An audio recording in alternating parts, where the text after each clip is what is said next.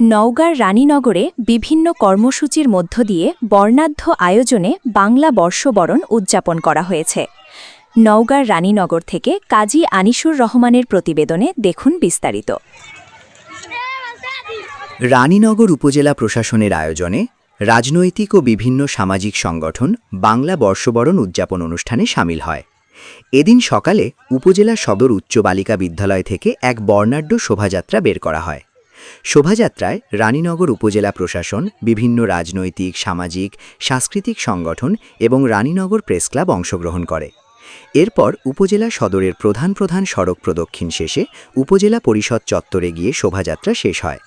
শোভাযাত্রায় নওগাঁ ৬ আত্রাই রানীনগর আসনের MP SM. Rezaul ইসলাম রেজু, উপজেলা নির্বাহী কর্মকর্তা মোহাম্মদ রাকিবুল হাসান, সহকারী কমিশনার ভূমি নাবিলা ইয়াসমিন, রানীনগর থানার ভারপ্রাপ্ত কর্মকর্তা ওসি জাকারিয়া মণ্ডল, উপজেলা বিএনপির সভাপতি আলহাজ এশাহাক আলী, সাধারণ সম্পাদক মোশাররফ হোসেন, উপজেলা যুবদলের ভারপ্রাপ্ত আহ্বায়ক মোজাক্কির হোসেন, রানীনগর প্রেস ক্লাবের সভাপতি হারুনুর রশিদ, সম্পাদক শাহাজুল ইসলাম সহ প্রেস ক্লাবের সদস্যবৃন্দ এবং বিভিন্ন দপ্তরের সরকারি কর্মকর্তা কর্মচারী, রাজনৈতিক নেতৃবৃন্দ, শিক্ষক শিক্ষার্থীরা ও সর্বস্তরের জনসাধারণ অংশ নেয়।